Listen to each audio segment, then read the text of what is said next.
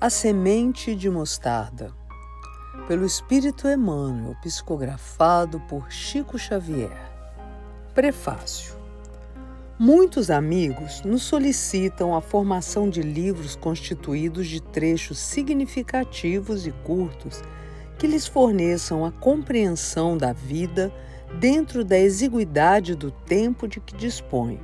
E aqui está uma coleção de trechos dessa natureza, independentes uns dos outros, que lhes atendem aos desejos. A Semente de Mostarda é um volume assim, dedicado a reflexões rápidas e pensamentos longos e profundos. Um livro com o qual nos será possível o diálogo de nossos próprios sentimentos com os nossos raciocínios, ensinando-nos a extrair as melhores e mais autênticas conclusões a nosso próprio respeito. Que essas lições ligeiras possam beneficiar-te, tal como nos auxiliaram a nós mesmos. São os nossos votos. Emmanuel, Uberaba, 22 de setembro de 1989. Leitura 1. A Semente de Mostarda. O rapaz abeirou-se do mentor, mostrando-se evidentemente acanhado, e considerou em tom de pergunta: Instrutor, a sua bondade já nos disse várias vezes que os ensinamentos de Jesus, o nosso divino mestre, estão sempre iluminados para a compreensão do nosso entendimento. Entretanto, às vezes esbarro com afirmativas dele que me fazem pensar inutilmente, já que não lhes alcança o sentido. Dá-me um exemplo, solicitou o interpelado com paciência. Disse-nos Jesus que se tivermos fé do tamanho de um grão de mostarda, continuou o jovem consulente, certa montanha, por nossa ordem, transportar-se-á daqui para ali. Não crê o senhor que isso é um absurdo em confronto com a realidade? Meu amigo, explicou-se o mentor, Jesus, por falta de comparações e palavras adequadas, legou-nos muitas lições em formas de símbolos e parábolas. Imagino que nosso divino mestre tomou a imagem da montanha como significado a nossos hábitos e preferências.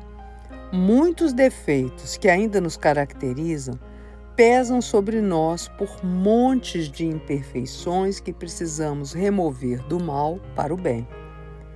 Mas, continuou o aprendiz, o senhor concordará que isso é uma observação puramente filosófica.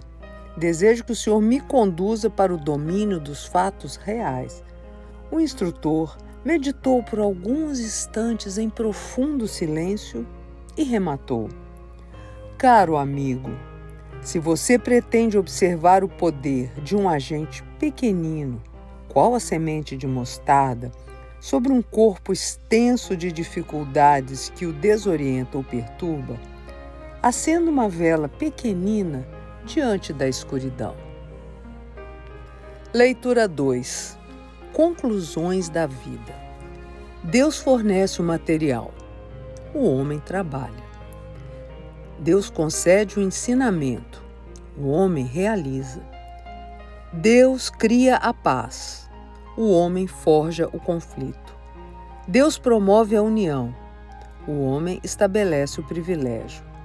Deus recomenda o perdão. O homem faz o ressentimento. Deus ergue a fé. O homem cultiva a insegurança. Deus traçou a justiça. O homem armou a violência. Deus consolidou a coragem. O homem perpetuou a audácia. Deus abençoa a todos. O homem faz concessões. Deus garante a liberdade. O homem usa o livre-arbítrio e responde pelas próprias obras. Leitura 3. Reflexões. Os pensamentos assemelham-se a tintas multicoloridas. A ação é o pincel que formará os quadros em que passarás a viver. Se plantares no coração a árvore do silêncio, notarás em breve que de todas as frondes surgirão em teu próprio benefício os frutos nutrientes da paz. Perante Deus, toda pessoa é importante. Sempre que puderes, faze por ti mesmo o que tens a fazer. Faz o possível para que não deixes passar um só dia da tua existência sem prestar algum serviço ou auxílio a esse ou aquele ser vivente de qualquer espécie da natureza. Não cries adversários, embora lhes respeite os pontos de vista. Existem insetos que incomodam o mais vigoroso dos leões. A treva noturna é necessária para que se veja, mesmo de longe, o império das estrelas. Deus protege a todas as criaturas, mas se detém a auxiliar mais amplamente aqueles que amam os maus, promovendo-lhes, sem alarde, a renovação para o bem. Renova sempre, mas renova para o bem. O desejo na vida pode desaparecer na morte do corpo, mas o amor, que é luz na alma, permanece além do corpo na união imperecível. Sofre com paciência, sem esquecer a coragem de trabalhar. Depois da noite, o céu é uma canção de luz ao amanhecer. Leitura 4. Causa e efeito. Enoque era um ancião que se abeirava dos 100 janeiros, residindo numa choça que se encostava a uma peroba, cuja idade renteava com a dele. Alimentava-se de frutas e chá, que improvisava com folhas aromáticas e água quente. Entre aqueles viajantes e amigos que atravessavam a estrada, a poucos metros de sua moradia, a fim de revê-lo, o agricultor José Prado procurou-lhe a amenidade da companhia e indagou com respeito: Enoque, você acredita na lei de causa e efeito? Como não? Respondeu o interpelado, com voz trêmula. A idade me pesa nas costas, há vários decênios, e nunca vi um só caso em que essa lei da vida viesse a falhar. E, virando-se para o interlocutor, os velhos braços acentuou: a propósito de que o senhor me faz essa pergunta? O amigo não se melindrou e narrou pensativo. Há 5 anos entrei em luta corporal com Joaquim Mota, que é seu conhecido, e, na briga, cortei-lhe 2 dedos da mão esquerda que sangrou abundantemente. Depois de algum tempo, pedi-lhe perdão do gesto impensado e ele não só me perdoou, como também me convidou para um café em sua própria casa. Senti grande alívio porque me achava arrependido da violência que praticara e voltei ao trabalho em meus canaviais. Ontem, porém, coloquei meu facão num galho de árvore para limpar a plantação nova e distraí-me, sem notar que o dia de calor nos mergulhara a todos, os meus auxiliares e eu, numa ventania brava. Aproximava-se o aguaceiro e corremos em busca dos restos da casa velha do Antônio. E quando passei, a passo rápido, sobre o galho da aroeira que me guardava o facão, ei-lo que se despenca sobre mim, sem motivo aparente, me cortando 2 dedos da mão esquerda, como sucedera no dia em que mutilei a mão do Joaquim Mota. O narrador fez uma pausa e finalizou: o senhor acredita que eu tenha sido executado segundo a lei de causa e efeito? Enoque tossiu e falou em voz cansada: acredito sim. Entretanto, observou o visitante, não posso esquecer que o Mota já me perdoara. Enoque fez um gesto expressivo de afirmação e explicou: Mota lhe perdoara a ofensa, mas a lei que lhe havia registrado o gesto impulsivo terá considerado que o perdão do amigo lhe oferecia a oportunidade a fim de que a dor de seus 2 dedos lhe advertisse para não repetir o ato que lhe impunha dor e arrependimento ao coração. Enoque, solicitou o amigo, fale-nos então dessa lei que não podemos burlar. O velhinho levantou-se com muita dificuldade e, ali mesmo, retirou da mesa tosca um encebado exemplar do Novo Testamento e esclareceu: Meu amigo, estou no fim de minha longa existência e já não disponho de tempo para longas conversações. Quando preciso de alguma explicação, recorro aos ensinamentos de Jesus e sempre tenho a resposta. Abra esse livro e veja o que o mestre nos diz.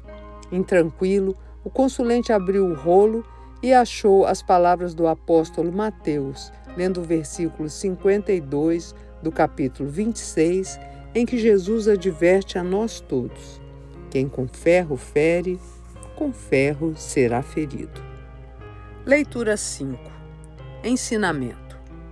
O instrutor, desdobrando a aula que ministrava aos aprendizes atentos, esclareceu conciso: os homens são professores uns dos outros.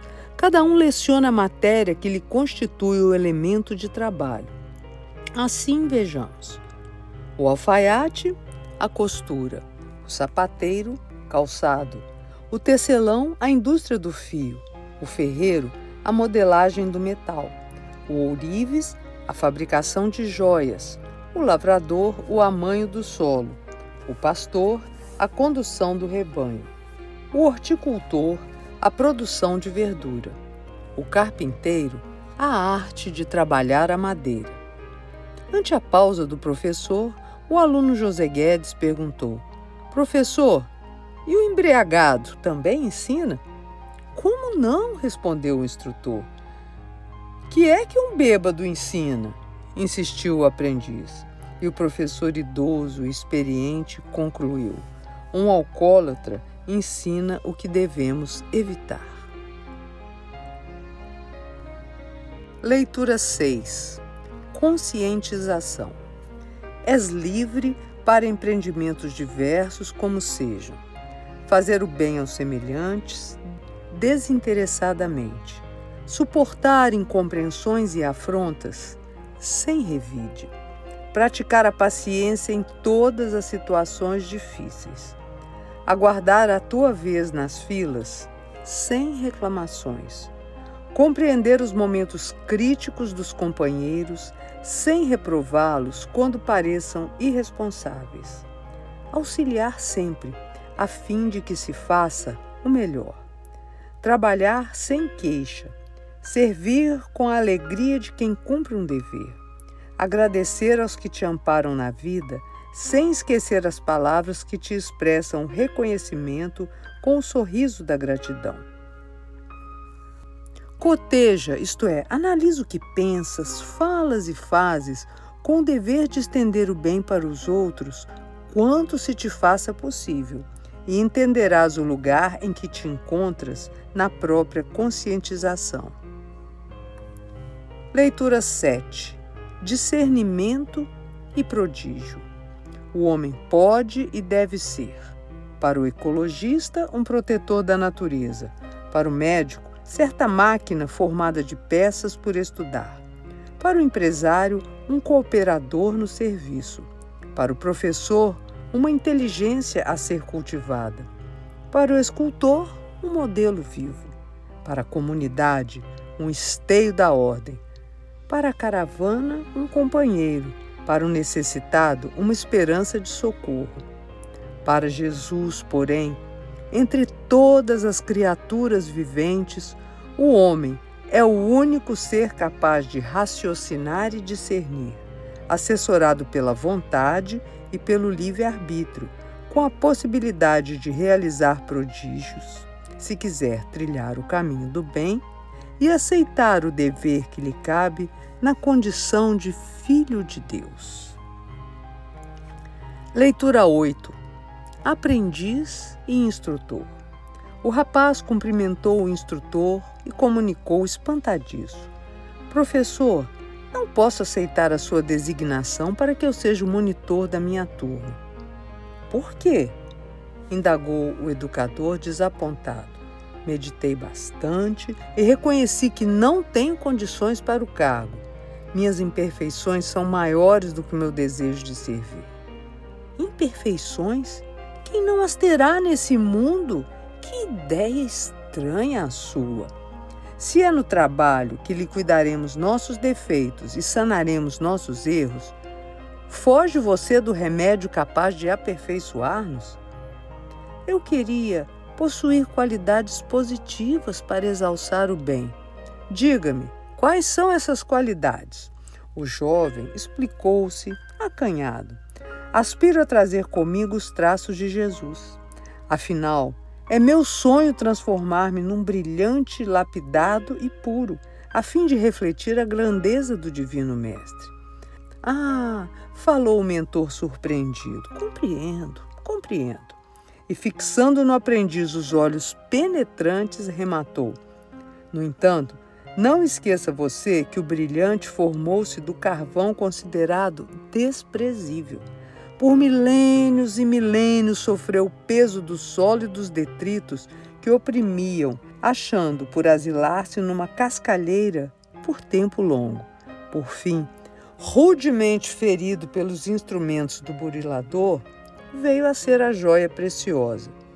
O diálogo terminou e entendemos que não é preciso dizer que no dia seguinte o rapaz ostentava na lapela o distintivo do monitor em ação, junto de extensa turma dos colegas que lhe dedicavam justa e constante admiração. Leitura 9. Simplicidade e gratidão. Um pai muito rico, ao morrer, deixou imensa fortuna para 4 filhos que, para logo, se engalfinharam em rixas e discussões, chegando mesmo ao homicídio. Pouco tempo depois, veio a falecer um pai pobre que se esmerava em educar igualmente os 4 filhos que lhe sobreviveram à desencarnação, deixando a cada um laboriosa vida de trabalho e simplicidade. Os rapazes choraram a perda do pai dedicado por muitas semanas. Reuniram-se em oração e rogaram a Deus a bênção do amor e da paz em favor daquele que lhes fora o maior amigo. Leitura 10. Um dia, verás a ti mesmo em plano diferente. Parecer-te-á, então, haver acordado de um sono profundo e, por isso mesmo, tudo te surpreenderá. Amigos que não vias há muito tempo se aproximarão de ti, estendendo-te as mãos. Perguntarás a vários deles: onde estavas que não mais te encontrei? Por que te distanciaste de mim? Todos te abraçarão com alegria a lhes fulgurar nos olhos. Fitarás as árvores carinhosamente podadas, formando corações que palpitarão de vida. Plantas outras, mostrando as frondes entrelaçadas, lembrando mãos que se tocam afetuosamente. Respirarás profundamente, reconhecendo assim as qualidades nutrientes do novo ambiente em que te verás. Naquela festa de almas, porém, um homem de olhar manso desce de um torreão brilhante e caminha na direção dele.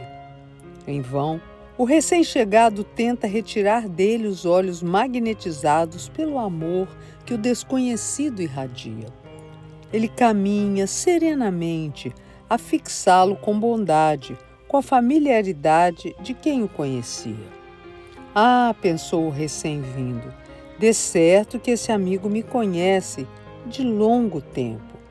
A custo, venceu a própria indecisão e indagou ao companheiro mais próximo: quem é aquele homem que está chegando até nós? É o mensageiro da vida. Não houve tempo para inquirições. Efetivamente, aquela simpática e estranha personagem lhe endereçou saudações fraternas e, segurando-lhe a destra, qual se nela conseguisse ler todas as minudências da sua vida, não lhe perguntou pelo próprio nome, nada arguiu quanto à família que pertencera ou à posição que exercera. Apenas pousou nele demoradamente os olhos azuis e perguntou-lhe: amigo, o que fizeste? Leitura 11. O funileiro. Gaudência era um homem robusto que, desde a primeira juventude, procurava aprimorar a si mesmo através dos estudos. Entretanto, a escola se fizera inacessível aos seus recursos. Sequioso de trabalho, bateu às portas de um funileiro amigo. Admirava-lhe a assiduidade no trabalho. Recolheu-lhe os ensinamentos e adotou-lhe a profissão. Gaudência organizou a própria oficina na própria casa de moradia, alugando a casa modesta em que passou a residir com a própria família na periferia da cidade grande, na qual para logo conquistou excelente clientela. Entretanto, um obstáculo apareceu. A vizinhança não se conformava com as batidas do funileiro sob as chapas de ferro e peças de funilaria. Às 6 horas da manhã de cada dia começava a barulhada. Gaudência empurrava o martelo e moldava, com mestria, peças de utilidade doméstica ou consertava-as com habilidade e bom gosto. Os vizinhos, principalmente 2 deles, reclamavam constantemente. Como aguentar aquela festa de pancadas todas as manhãs? Não seria conveniente chamar o funileiro e pedir-lhe o controle de horas para aquelas exibições de batidas? Aquele trecho de rua possuía doentes numerosos, incluindo crianças vítimas de insônia e nervosismo. Não seria compreensível recorrer à proteção policial? A situação prosseguia quando o sistema hidráulico das residências dos amigos a que nos reportamos apresentou desequilíbrio que requisitava a competência de um encanador habilitado a saná-lo.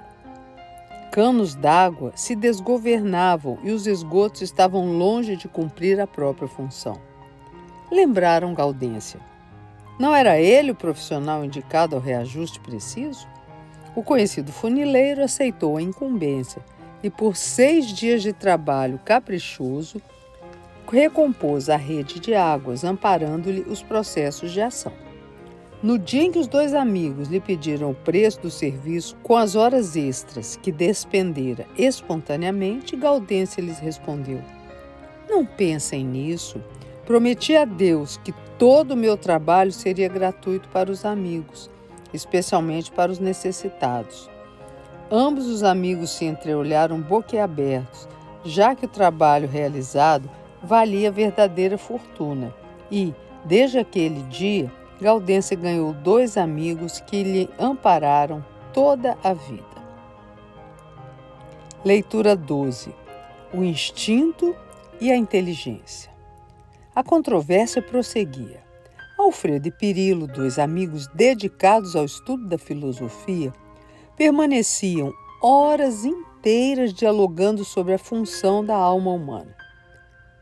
Qual teria sido a primeira força a desdobrar-se na criatura recém-criada pela sabedoria divina?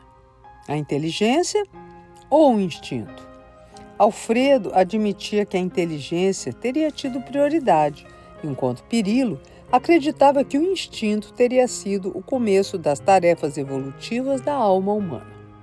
O primeiro exaltava os méritos da razão, filha da inteligência, e o segundo se reportava ao instinto como sendo o agente da natureza que operava lentamente, preparando o caminho para o discernimento. E, muitas vezes, Pirilo justificava o seu ponto de vista, acentuando: do instinto para a inteligência, a estrada é longa a percorrer. De forma em forma ou de experiência em experiência, o instinto vai despindo a própria inferioridade ou perdendo os impulsos selvagens, até conquistar a inteligência, que o conduzirá ao discernimento e à razão. Por isso é que devemos usar de muita tolerância e paciência de uns para com os outros, porque muitos irmãos se fazem delinquentes por excesso de agressividade pelo estado de evolução deficitária em que se encontram. Alfredo ouvia, esboçando gestos de incredulidade, até que um dia propôs ao amigo: façamos uma experiência em que provarei a você que a educação cultivada pela inteligência dispensa todas as afirmativas que colocam o instinto na base do processo evolutivo. Demonstrarei que basta educar a inteligência e todo o primitivismo do instinto desaparecerá. E continuou. Compraremos juntos um gato comum, em cuja impulsividade o instinto esteja reinando. O gato ficará comigo em minha casa e me disponho a educá-lo esmeradamente. Daqui a um ano, convidarei a você para almoçarmos juntos e o animal se portará com as características de um menino, carinhosamente preparado para a vida social. Concordaram ambos com o empreendimento e Alfredo levou o felino para sua própria residência. Decorrido um ano, Alfredo solicitava a presença de Pirilo para o almoço do dia seguinte e comunicou: "Você verá o prodígio da educação. O gato assimilou todos os meus ensinos, tem os hábitos de um rapaz de certo nível intelectual." Pirilo aceitou o convite com satisfação e, na hora aprazada, pela manhã do dia imediato, ele com Alfredo na sala de estar. O dono da casa trouxe o gato ao exame do amigo. O visitante ficou encantado. O felino obedecia a todas as ordens do dono. Sentava-se, erguia-se sobre as patas dianteiras e retornava à posição ereta, atendendo ao pedido do educador. Ao almoço, alimentava-se em um prato especial, levando a comida à boca com a patinha direita. Terminada a refeição, disse Alfredo entusiasmado: "Você viu, Pirilo, a superioridade da inteligência educada sobre o instinto?" "Estou vendo", respondeu o amigo. Foi o momento que Pirilo voltou à palavra e pediu ao companheiro que fechasse as portas do aposento em que se achavam e pediu licença para ver até que ponto chegaria o experimento do bichano.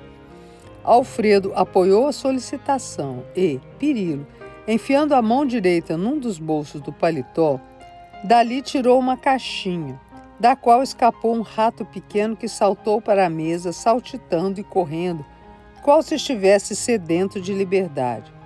Bastou isso e o gato pulou apressado, perseguindo o rato e quebrando todas as peças em que o almoço fora servido, até que pegou o animalzinho e pôs-se a devorá-lo à vista dos amigos espantados.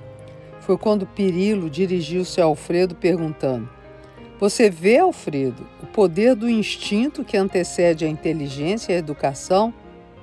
Alfredo sorriu com desapontamento, mas não disse palavra.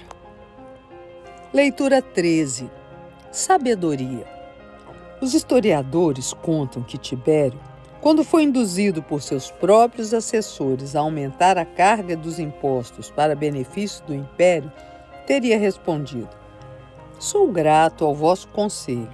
No entanto, de minha parte devo considerar que um pastor consciente e sábio naturalmente tosquia ovelhas, mas não as degola."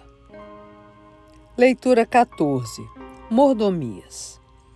"Estamos construindo um mundo novo", disse Cláudio ao jovem advogado que aderia ao trabalho do grupo e, sem criticar os costumes de vários países, desejaria conhecer o pensamento do Cristo sobre mordomias. "Não me lembro de nenhuma paisagem do Novo Testamento que nos conduza às ideias e opiniões do Divino Mestre nesse sentido." Um professor dos que se achavam presentes tomou a palavra e informou: "Jesus era contrário a semelhante sistema de privilégios inaceitáveis." "Em que tópico seria possível encontrar as conclusões a que o senhor teria chegado?" falou o rapaz. O educador buscou um exemplar do Novo Testamento e, em voz alta, narrou a expressiva história de um homem avaro que se encontra no capítulo 12, entre os versículos 16 a 21 do Evangelho do apóstolo São Lucas. "E Jesus disse-lhe a seguir essa parábola: Havia um rico homem. Suas terras haviam produzido extraordinariamente e que se entretinha a pensar consigo mesmo assim: que hei de fazer, pois já não tenho lugar onde possa colocar tudo o que vou colher? Aqui está, disse, o que farei: demolir meus celeiros e construir outros maiores, onde depositarei minha colheita e todos os meus bens. E direi à própria alma: Tens de reserva muitos bens para longos anos. Repousa, come, bebe e goza. Mas Deus, ao mesmo tempo, disse ao homem: Que insensato és! Esta noite mesmo tomar-te-ão a alma. Para que servirá então o que acumulaste?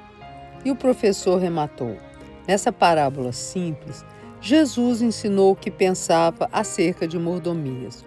O homem era rico, foi surpreendido pela produção abundante de suas próprias terras.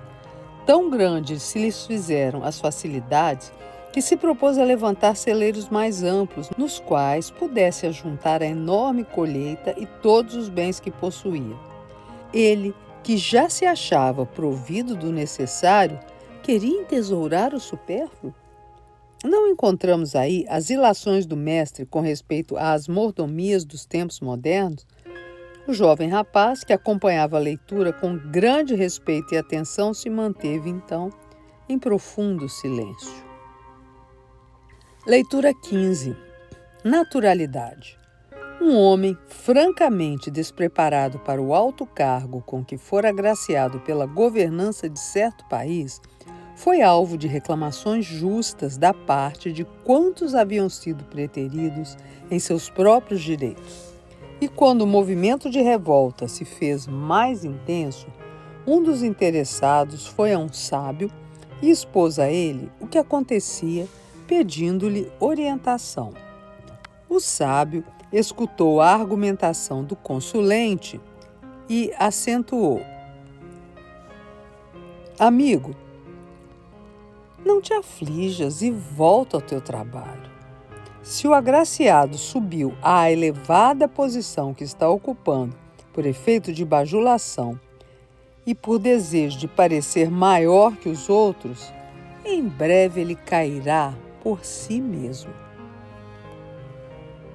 Leitura 16. Solidariedade. Se já dominas a ti mesmo, ampara aqueles que ainda não conseguem evitar a própria irritação. Se te sentes com saúde, socorre o doente. Se estás forte, auxilia os mais fracos. Se tens algum dinheiro, faz a doação de alguma parcela ao necessitado e espera a bênção de um pão. Solidariedade é lei da vida. Hoje consegues apoiar alguns. Amanhã, talvez, precisarás do apoio de todos. Leitura 17. Paz. Quem diz paz em nome do Cristo nem sempre observa que a paz, na maioria das vezes, nasce de perigosas situações. Pensemos em Jesus nas últimas horas do convívio com as criaturas humanas. Preso na véspera do supremo sacrifício, trazia o espírito preocupado ante a deserção dos discípulos. É conduzido ao cárcere, onde sofre agressões e vexames. Passa a noite injuriado e açoitado pelos agentes do sinédrio. É vestido pelos próprios verdugos, de modo que a multidão não lhe veja as feridas que eles próprios lhe abriram no transcurso da noite. É duramente humilhado na casa de Antipas. Volta ao julgamento e Pilatos, perante o público que o cobria de impropérios, coloca-o inferior a Barrabás, o criminoso. É obrigado a carregar a cruz do suplício e, quase cambaleando ao peso do lenho, após depô-lo no chão, foi nele cruelmente crucificado. Esse mesmo Cristo é que volta das sombras do túmulo e fala aos amigos envergonhados: A minha paz vos dou. Quem estiver esperando a paz, e especialmente a paz do Cristo, recorde o preço da paz obtida por Ele, o Divino Mestre e Senhor, e acabará reconhecendo que a paz muitas vezes vem até nós, mas através das mais dolorosas e difíceis situações. Leitura 18. Paciência e prodígio. O homem perguntou ao trabalho: Qual o elemento mais resistente que encontraste observando a natureza? A pedra, respondeu o trabalho. A água que corria brandamente em derredor escutou o que se dizia e, em silêncio, descobriu um meio de pingar sobre a pedra e, com algum tempo, abriu-lhe grande brecha através da qual a água passava de um lado para o outro. O homem anotou o acontecido e indagou da água sobre um instrumento que ela usara para realizar aquele prodígio. A água, humilde, respondeu simplesmente: foi a paciência. Leitura 19. Humildade e elevação. A vaidade enlouquece, a revolta dificulta, a dor regenera, a facilidade perturba, o trabalho educa, a humildade eleva sempre. Leitura 20. Prece. Senhor, ensina-nos a orar sem esquecer o trabalho, a dar sem olhar a quem, a servir sem perguntar até quando, a sofrer sem magoar seja quem for, a progredir sem perder a simplicidade, a semear o bem sem pensar nos resultados, a desculpar sem condições, a marchar para a frente sem contar os obstáculos, a ver sem malícia, a escutar sem corromper os assuntos, a falar sem ferir, a compreender o próximo sem exigir entendimento, a respeitar os semelhantes sem reclamar consideração, a dar o melhor de nós, além da execução do próprio dever, sem cobrar taxas de reconhecimento. Senhor, fortalece em nós a paciência para com as dificuldades dos outros, assim como nós precisamos da paciência dos outros para com as nossas dificuldades. Ajuda-nos para que a ninguém façamos aquilo que não desejamos para nós. Auxilia-nos, sobretudo, a reconhecer que a nossa felicidade mais alta será, invariavelmente, aquela de cumprir-te os desígnios onde e como queiras, hoje, agora e sempre.